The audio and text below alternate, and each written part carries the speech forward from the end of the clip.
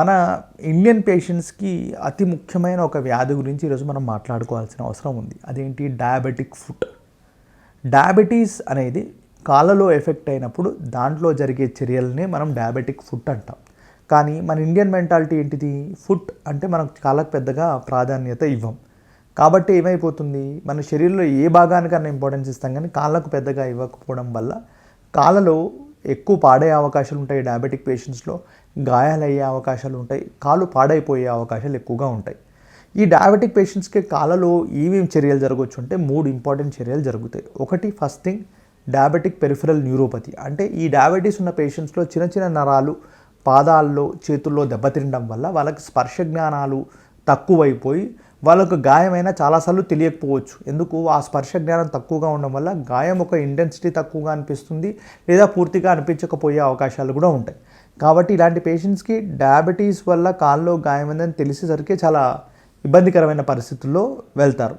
అదే కాకుండా ఈ డయాబెటిక్ పేషెంట్స్లో ఇంకోటి ఏంటి అంటే, ఏదైతే మనకు జాయింట్స్ ఉంటాయో జాయింట్స్లో డయాబెటీస్ వల్ల ఎఫెక్ట్ కావడం వల్ల జాయింట్స్ యొక్క స్టెబిలిటీ అండ్ మొబిలిటీ కూడా చాలా ఎక్కువగా డ్యామేజే ఉంటుంది. దానివల్ల ఈ డయాబెటిక్ పేషెంట్స్కి ఫుట్ షేప్లో కూడా చాలా చేంజెస్ వస్తాయి. అంటే క్లా ఫుట్ అని, రాకర్ బాటమ్ ఫుట్ అని, ఫ్లాట్ ఫుట్ అని, హ్యామర్ టోస్ అని, ఇలా డిఫరెంట్ వెరైటీస్ ఆఫ్ షేప్స్లో కూడా ఫుట్ అనేది తయారయ్యే అవకాశం ఉంటుంది. అలా ఉండడం వల్ల ఏంది, వాళ్ళకు ప్రెషర్ అల్సర్స్ అనేది పాదంలో ఎక్కువగా వస్తుంటాయి. ఆ ప్రెషర్ అల్సర్స్ ఎందుకు వస్తాయి? ఎందుకు అంటే ఆ షేప్ అట్లా డిఫరెంట్ వెరైటీస్లో ఉండడం వల్ల ప్రెషర్ ఏరియాస్ అక్కడ క్రియేట్ అయ్యి అక్కడ గాయాలై చీమ్ బట్టి ఆ యొక్క పేషెంట్ యొక్క వేలికి, పాదానికి, కాలికి ప్రమాదకరంగా మారే అవకాశాలు ఉంటాయి.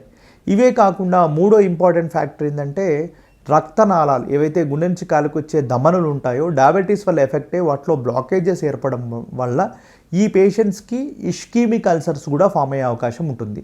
అంటే రక్త సరఫరా తక్కువగా ఉండడం వల్ల డయాబెటిక్ పేషెంట్స్లో 30% ఆఫ్ పీపుల్కి ఈ రకమైన అల్సర్స్ కూడా వచ్చే అవకాశం ఉంటుంది. 2, ఈ పెరిఫెరల్ న్యూరోపతి ఒక్కసారి వచ్చింది అంటే మనకు ఎప్పుడూ పోదు, అది మాత్రం గుర్తుపెట్టుకోవాలి. షుగర్ ఎప్పుడైతే కంట్రోల్ చేసుకుంటూ ఉంటామో పాడైపోయిన నరాలు మనం బాగుపరచలేం, కానీ ఉన్న కాస్తో కూస్తో స్పర్శ జ్ఞానం కానీ ఆ నరాలు కానీ మనం ఎప్పుడైతే జాగ్రత్తగా చూసుకోగలుగుతామో లాంగ్ టర్మ్లో వాళ్ళకు బెటర్గా ఉండే అవకాశం ఉంటుంది. ఈ పెరిఫెరల్ న్యూరోపతి వల్ల చాలామంది పేషెంట్స్కి ఏంటంటే కాల్లో మొద్దు బారిపోవడము, కాల్లో టింగ్లింగ్ నమ్నెస్ సెన్సేషన్ రావడము, ఇలాంటివి జరిగే అవకాశాలు ఎక్కువగా ఉంటాయి.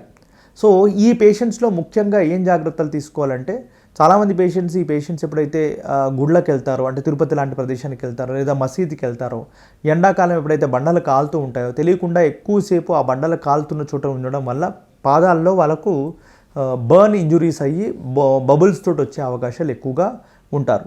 అదేవిధంగా కొన్నిసార్లు ఏం చేస్తారు, పాదాలు బాగా నొప్పిలేస్తున్నాయని చెప్పి వాళ్ళు గోరువెచ్చని నీళ్ళలో కాళ్ళు పెట్టాలనే ఆలోచనతోటి చేస్తారు. కానీ వేడి ఎంత ఉండాలో తెలుసుకోకపోవడం వల్ల బగబగా మండే నీళ్ళని దాంట్లో పోసుకొని అందులో కాళ్ళు పెట్టడం వల్ల కాళ్ళలో ఈ విధంగా బర్న్ ఇంజురీస్ తోటి మా దగ్గరికి చాలామంది వస్తుంటారు.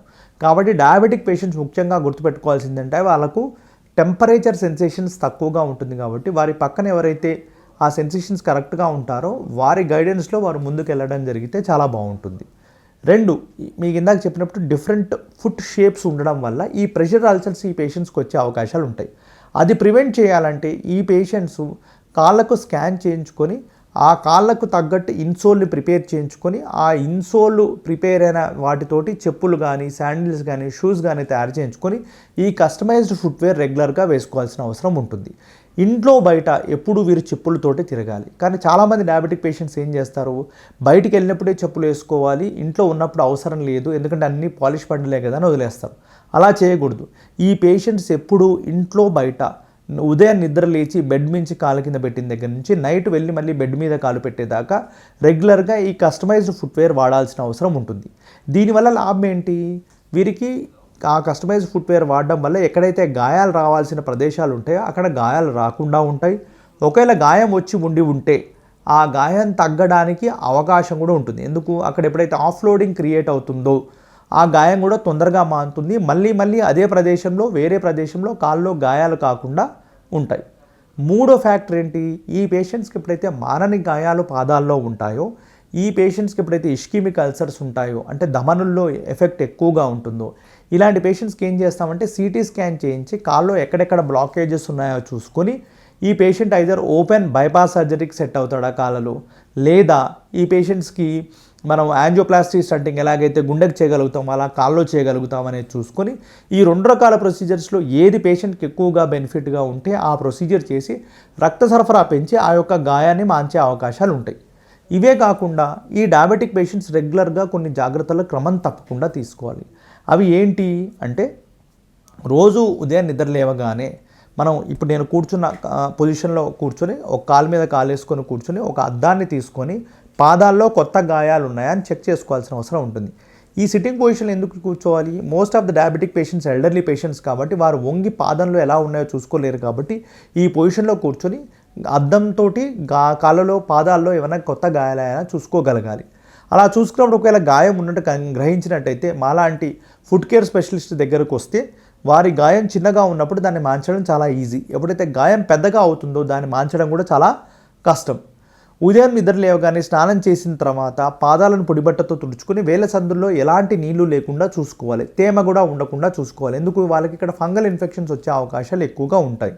వేళ్ళ సందుల్లో preferably talcum powder, Candid powder లేదా మనకు డ్రైగా ఉంచుకోవడానికి అలాంటి బిటాడిన్ పౌడరు అలాంటిది పెట్టుకోవాల్సిన అవసరం ఉంటుంది. పాదాలకు కాళ్ళకు మాయిశ్చరైజేషన్ ఐదర్ కొబ్బరి నూనె, పాండ్సో, వ్యాస్లినో, నివ్యనో ఏదో రకమైన మాయిశ్చరైజ్ రెగ్యులర్గా అప్లై చేసుకోవాలి. కాళ్ళకు సాక్సులు వేసుకొని ఎప్పుడైతే కస్టమైజ్డ్ ఫుట్వేర్ వేసుకుంటారో వారికి కాళ్ళలో ఎప్పుడూ గాయాలు రావు, వాళ్ళకి ఎలాంటి ఇబ్బందులు రాకుండా ఉంటాయి. ఎందుకు ఈ విషయాన్ని అంతా మీతో చెప్తున్నాను అంటే, గోటితో పోయేదాన్ని గొడ్డల దాకా రాకూడదు అని మన పెద్దలు చాలాసార్లు ఈ సమాధానం చెప్తుంటారు. కానీ ఎందుకు? Prevention is better than cure. ఎప్పుడైతే మనం ఈ ప్రివెంటివ్ మెషర్స్ రెగ్యులర్గా ఫాలో అవుతూ వెళ్తామో డయాబెటిక్ పేషెంట్స్లో వారి జీవితకాలం చాలా బాగుంటుంది. డయాబెటీస్ వచ్చిన ప్రతి పేషెంట్కి అది ప్రాణాంతకంగా మారదు. కానీ అశ్రద్ధ చేసిన వారికి కాలు వేలు, పాదం, కాలు లేదా ప్రాణం ఏదో ఒకటి కోల్పోయే అవకాశాలు వారి జీవితకాలంలో ఎప్పుడైనా ఉండే అవకాశాలు ఉంటుంది. ఎప్పుడైతే తగిన జాగ్రత్తలు తీసుకుంటారో వారి జీవితం చాలా అద్భుతంగా ఉంటుంది.